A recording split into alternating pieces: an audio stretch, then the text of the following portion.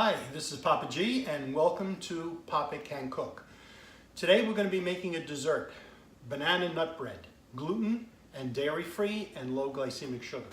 A little bit about the ingredients. I'm going to be using a gluten-free flour. This is a King Arthur tin, although it has Bob's Red Mill. You could use King Arthur or Bob's Red Mill. I just find it easier to get the Bob's Red Mill. Usually order it online from Amazon, because I order a lot of it at a time. I use the 1-to-1 flour, which is better for baking. It includes, it has in it the xanthan gum so that you don't have to add that as a separate ingredient. We're going to be using a dairy-free spread. Earth Balance is the one that I like to use. It's very good. It tastes a lot like butter. It's hard to tell the difference, but it's dairy-free. We're going to need some milk, but we're going to use, of course, almond milk, which is dairy-free. We're going to need a couple of eggs, and we're going to need baking soda and baking powder. And you should check to make sure. I got this at the supermarket, but it is labeled. Make sure it's labeled gluten-free, because some of them aren't. We're going to need some salt. And walnuts, of course. I got these at the local health food store. They're organic, raw walnut halves, certified gluten-free. I'm going to crush them a little bit when I put them in the recipe. Another source of these types of gluten-free nuts is nuts.com. I get my nuts from types of nuts from nuts.com. Often these happen to be almonds, so they weren't going to help, but that's another place to get them. And raisins, we're going to need some raisins. And instead of sugar, we're going to be using honey in this recipe. Honey is lower on the hypoglycemic scale. And, and of course, bananas. And what I do with the bananas is when the bananas that I purchase fresh begin to get overripe, I take them and I toss them in the freezer. When I have at least 4 of them, which is what we're going to use in this recipe, I'm ready to make another batch of banana bread. These I took out a couple of hours ago, so they've defrosted, so we can use them in the recipe. All right, next step is to put it all together. Let's begin. First thing we're going to do is we're going to put the flour in a bowl. I have a separate bowl that I'm going to use for the flour. Whenever you're measuring flour for baking, you want to make sure that you have the right amount.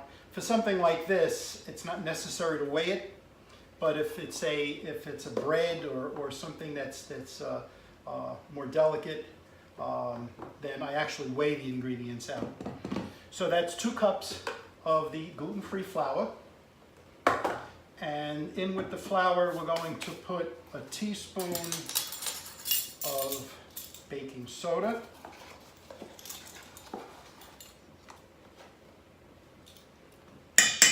And a teaspoon of baking powder.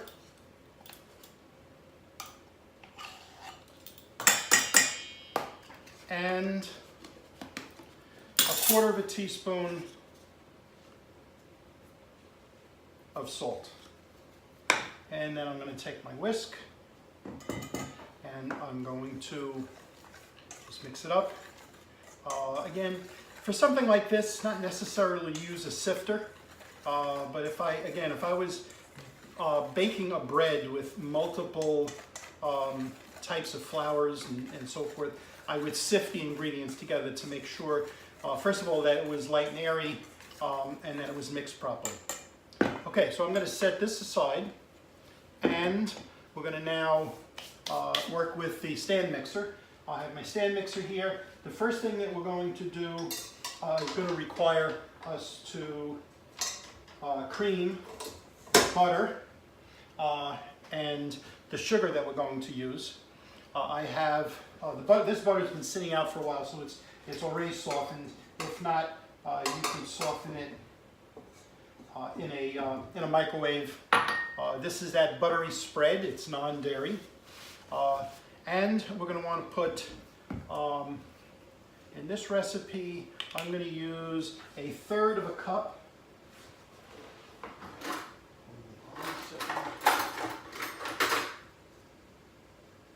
Very good. A 1/3 cup of honey in this recipe. You actually use less honey than sugar. It's usually about a half to one, so if it calls for a half a cup of sugar, you'd use a quarter cup of honey. I'm using a little bit more than that. I'm using a third of a cup, but it should be very nice. So I have a third of a cup of honey.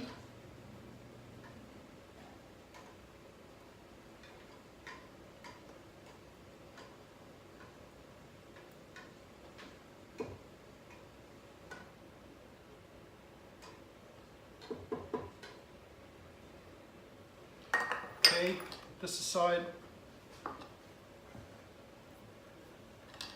And I'm going to turn this on, raise it, turn it on, get it up to a high speed so that it creams.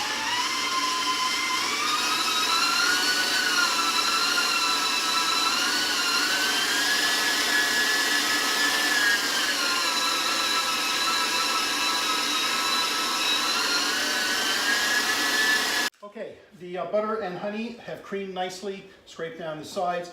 Now I'm going to add the other wet ingredients. I'm not going to run it as high because I don't want to be wearing them. First we're going to put 2 eggs in. Always crack an egg on a flat surface, not on the edge of a pan or something. That way you don't get pieces of the eggshell in the recipe. All right, so I have 2 eggs I'm adding in. I'm going to add 2 tablespoons of milk. Again, almond milk, so it's dairy-free.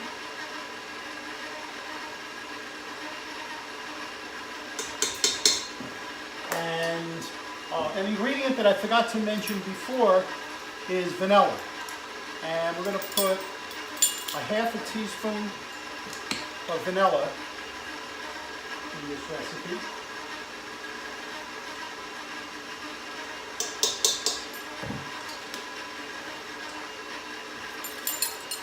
Now I'm going to raise the speed up a little bit again.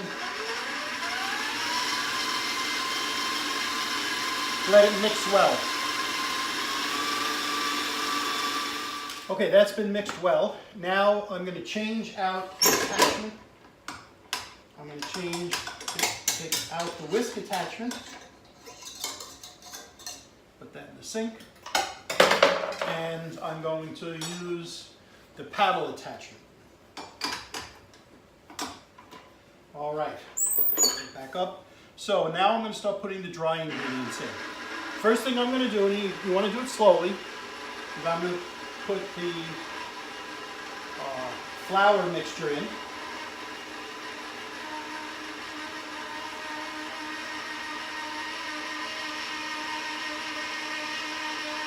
Trying not to get any of it on the floor.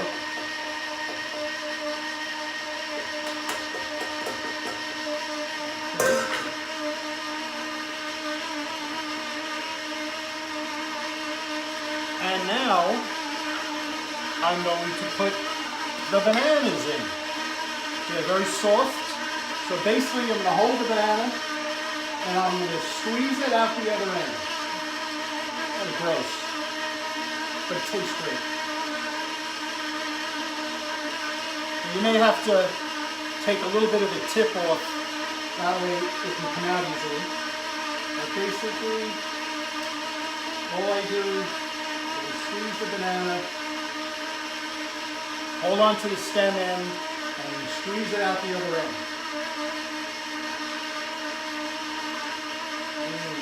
So appetizing when you describe it like this. I guarantee it tastes great.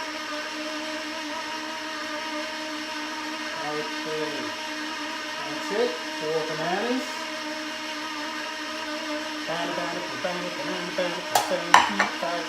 Sorry. Okay. So I've got my bananas mixed in. I'm going to put, I already measured out my raisins, a cup of raisins. Half a cup of crushed walnuts. I basically just took them and I crushed them by hand.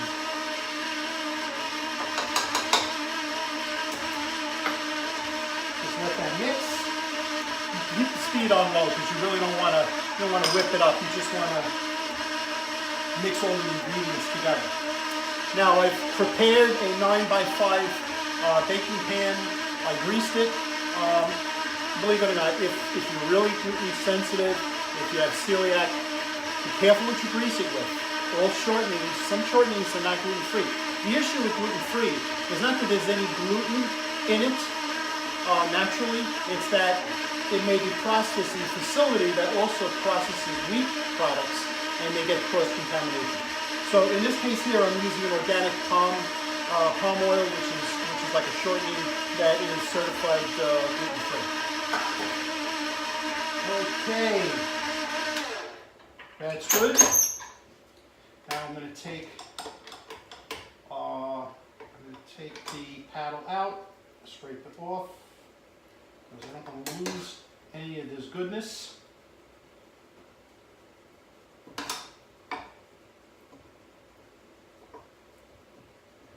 That's good. If you weren't looking, I'd lick the paddle, but I'm not going to do that. Okay, let me check this out, and I am now going to pour this into my pan. Oh, looks good. I love the smell of it even before it's baked.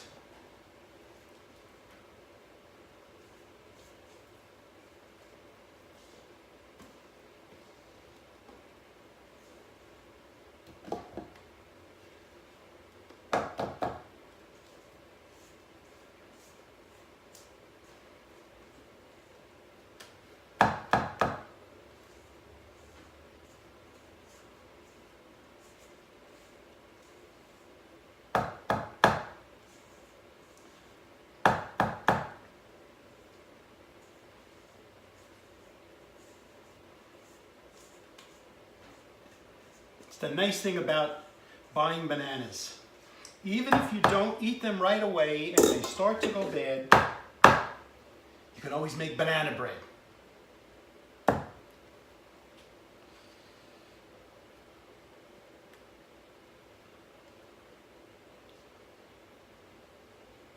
Okay, doke.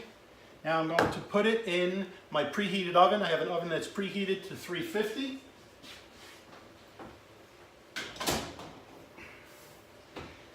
And we're going to keep this in. I'm going to set a timer for 50 minutes. We'll check it at 50 minutes. If a toothpick, and I have these kind of long toothpicks, goes in and comes out nice and clean and dry, then it's ready. Otherwise, if not, I'll leave it in for another 5 or 10 minutes.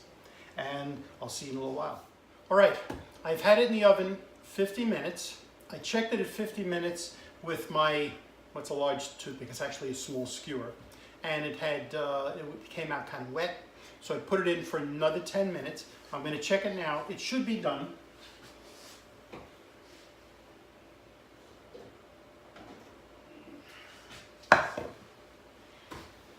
Let's see. Nice. Completely dry. An hour total, which is about right. So now I'm going to let it sit for a while.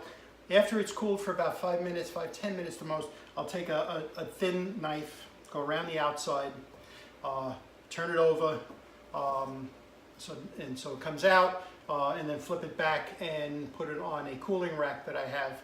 And when it cools down, we can either eat it tonight with dinner, or I'll save it for another time. If you're going to save it, make sure you let it cool completely before you wrap it in plastic wrap or anything like that, and then you can put it in the refrigerator. If it's still warm when you do that, it'll tend to get kind of gooey inside. So you want to let that moisture come out. Okay, this is going to be great.